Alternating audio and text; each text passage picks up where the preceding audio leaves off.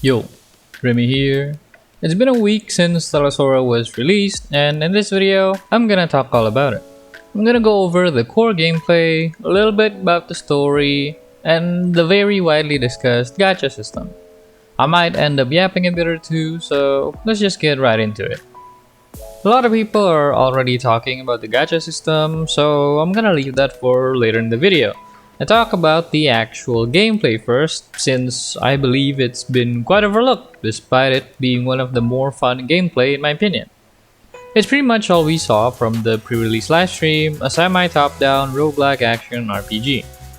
The game is essentially split into two parts, the Ascension and everything else. The Ascension is where the roguelike part is. You take a team of 3 units, also known as trekkers, to go through the monolith in a roguelike style format. The monolith will consist of a few floors where you fight enemies and buff up the trekkers with potentials and music notes.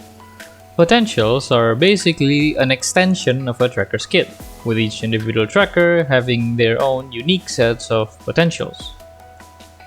Music notes are basically some extra stats for the entire party. You can use them as resources in your Ascension run, but as I understand it, they're mainly used to activate the extra skills that can come with certain discs. Discs are essentially the weapons of this game. You can bring up to 6 discs in your Ascension run. You initially start by bringing 3 main discs and a support discs, but as you continue to play the game, you'd be able to bring 2 more support discs. All the discs give some extra stats to your trekkers. The difference is that you get the benefits of the skills that come with the main discs, while support discs are there to help fulfill the required music notes for your main discs, if they have any. During the Ascension run, you'll be fighting a lot of enemies across different floors. This is where the combat system comes in. You mainly control the main trekker in the party, roaming around the field, while the other 2 act as supports, coming in every now and then based on their support skill cooldown.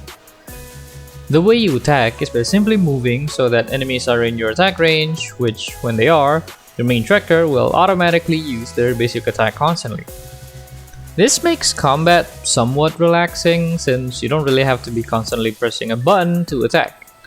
But this is also where I see some people find it clunky, because you can't really aim where you attack. Your basic attack, skills, and ultimate all lock onto the closest target to you automatically. To a lot of people, this might not be an issue at all, nor would they even care to begin with, but with some units, this can be an annoying issue. That being said, the main way to aim in this game is by simply adjusting your positioning. Like standing close to the target you actually want to focus on, or if you're using an attack that goes in a straight line, position yourself to where the attack would hit the most amount of enemies. Now let's talk about the trekkers themselves. Every trekker has a basic attack, a skill, a support skill, and an ultimate. The main trekker has access to everything except their support skill, while the support trekkers will only have access to the support skill and ultimate. Do note that support trekkers in this case refer to them being mostly off-field during the run. Whether their kit is a supportive one or a damage-oriented one depends on the individual trekkers. Same thing with support skills being the skills that they have if they are set as the support trekkers. Each trekker also has 2 different sets of potentials. One set is for when they're used as the main trekker, while the other is for when they're used as a support trekker. Now I'm sure there's an optimal way to use each trekker, but the way the kits work makes it so that you can essentially use any trekker as a main or a support depending on what you need or what you want to play. Despite that, the team building isn't exactly the most flexible there is. Most of the time, you are encouraged to be using a mono element team since the actual support type trekkers in this game have buffs that fit more to their respective elements. That's not to say that they can only buff their own elements, but it's more so that you'd be fighting the RNG even more during the roguelike part to make sure that they get the potentials that work on any trekkers rather than only the niche ones. Now you might find it a bit overwhelming when choosing potentials the first time playing the game, since there's a bunch of combinations you can pick for certain kinds of builds. Thankfully, the game just recommends which potentials to pick, so you don't really have to read into it the first time if you don't wanna.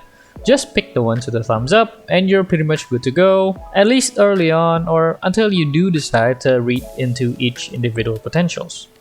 Okay, you went through the floors and you beefed up your trackers. You've just completed an Ascension run, which you can now save as records. You'll then use these records to play in the other game modes like Bounty Trials and these modes. Bounty Trial is your basic resource farming stage, where you spend stamina to get resources to improve your trackers, leveling them up, leveling their skills, leveling discs, farming emblems, which are the RNG gear in this game, the usual stuff. You can have auto battle turn on for this if you want, but once you 3-star a stage, you can actually just sweep it and instantly get the rewards without actually having to go through the stage. Then there's the rest of the game modes. First, the Menace Arena.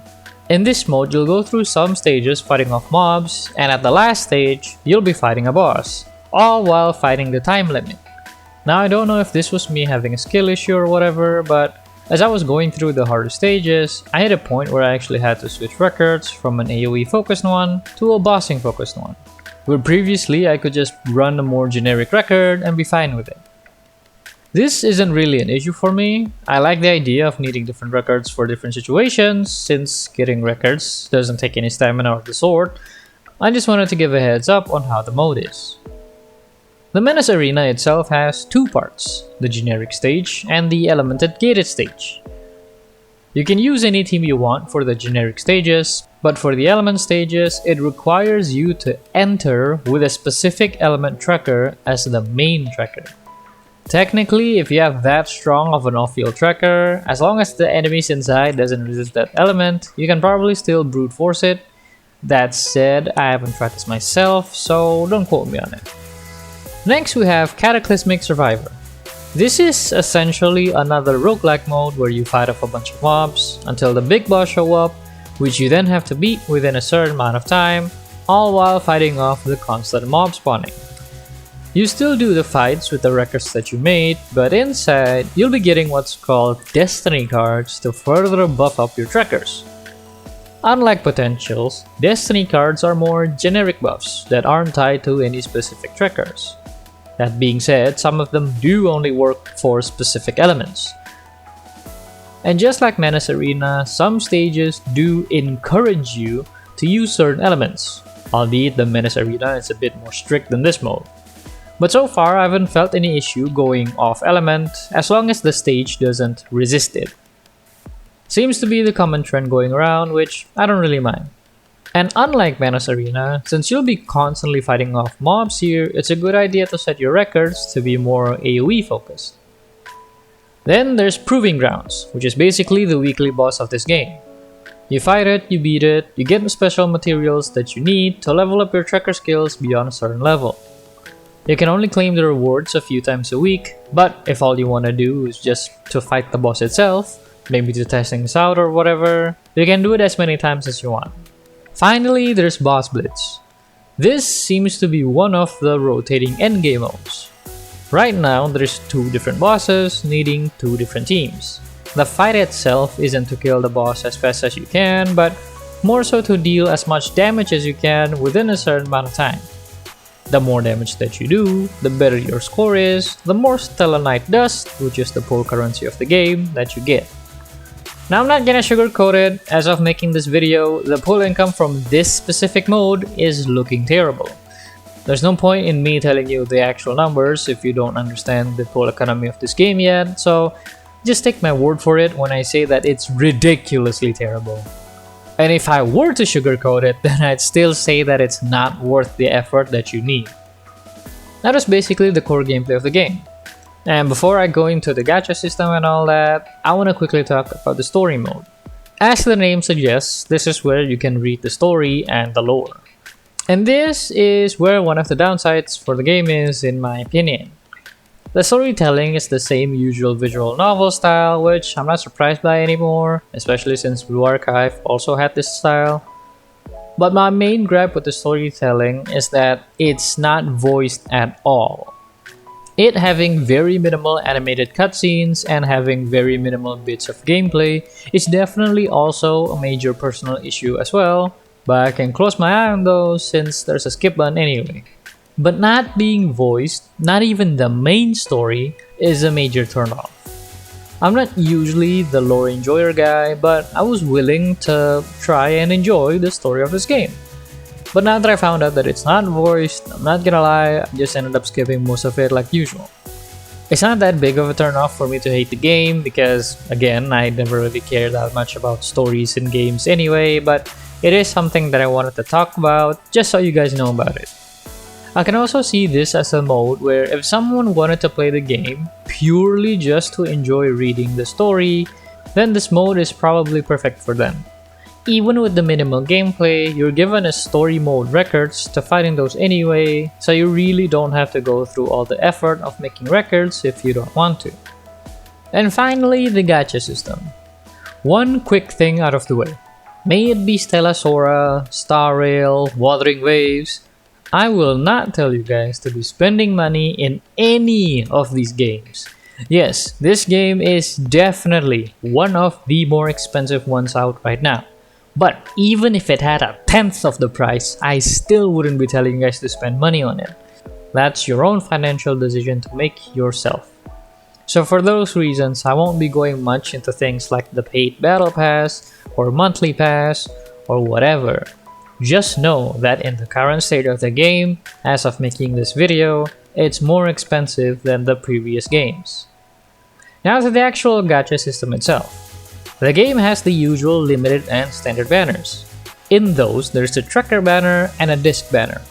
It works the same way as normal, but for the limited tracker banner specifically, each pull that you do gives you 1/10 of a pull for the limited disc banner.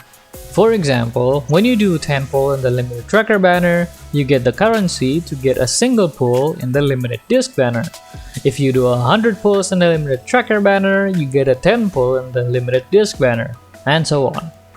This somewhat helps with the current pull economy of the game.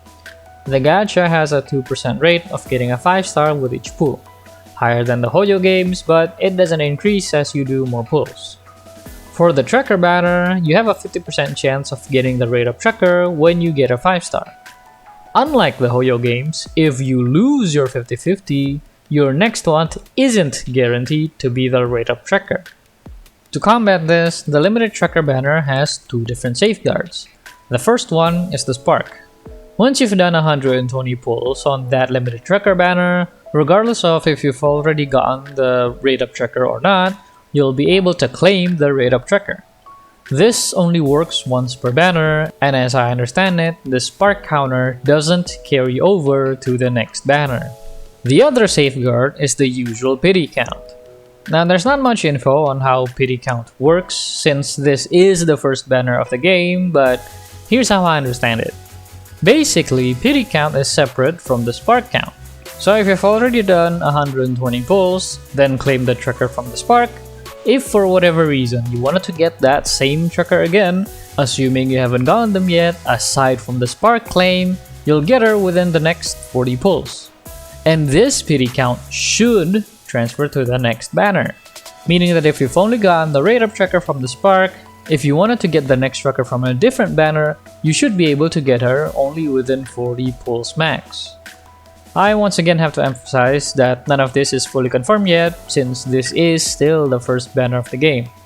I'll do an update on it once we have more info, but for now, that's all we know. Now, I briefly mentioned about wanting to get the same tracker again, because unfortunately, and this is my biggest issue by far, this game also has a dupe system similar to the Hoyo games. Each tracker has talents, which are essentially the dupe system, and it goes up to 5. Each talent, on top of the usual additional passives, also give some extra stats. Now to be fair, I don't actually know how impactful these extra passives are, nor do I know how much of an increase you get from these extra stats. But it doesn't matter. I was really hoping that this game would be the first to finally step away from the dupe system that's been in a lot of gachas lately. Maybe I wouldn't be as disappointed about it if there was a way for us to farm for the dupes, like how it was in Blue Archive, but as it stands right now, on top of having the terrible pull economy, the dupe system isn't making it any better. And not that this matters much in the long run, but this is an annoying point too, in my opinion. Each 4-star dupe that you get, you only get half of their talent shards, meaning for each point of talent on a 4-star that you want to activate, you'd need to get them twice. Again, not so important in the long run since you'll be getting plenty of them anyway, but with everything going against this game, it's just salt on wound. I will say, despite the mediocre story experience, the god-awful pool economy, and the ridiculously expensive prices on the top-ups, not that I would recommend it even if it was cheap anyway, I do genuinely think that this is one of the better gachas out right now, at least in terms of core gameplay and daily activities, which for me are two very important factors for a game. Visuals is up there too, but I know a lot of people already don't like the visuals of this game, either just simply because they're not a fan of it, and or because it reminds them too much of Blue Archive. Doesn't matter either way, it's all just preference. Now, would I recommend anyone to try the game? If you lack self-control, if you're easily swayed by FOMO, then I'd recommend you to simply not play any gacha games. It's not gonna go well with your wallet, it's not gonna go well with your mental health, whichever game it is, even more so with this one. But if you're asking me if the game itself is of any fun or enjoyable, then honestly, yeah. The core gameplay can be grindy, like trying to go for that perfect Ascension run, but it is genuinely fun, and the fact that the Ascension grind doesn't require stamina at all, it means you can really min-max a record to your heart's content. And the satisfaction that comes with seeing your god record absolutely demolish stages is very nice. That's pretty much all I have to say for now. I'll be making more videos on this game going forward, talking about character builds, should you pulls, the usual stuff. But for now, that's about it. If you enjoyed this video, give it a like, comment on your thoughts, feedback is greatly appreciated, and I'll be reading through them. If you want to see more of me, consider hitting the subscribe button, it's free, I'll be doing more of these videos in the future. Now take a sip of water and have a good day.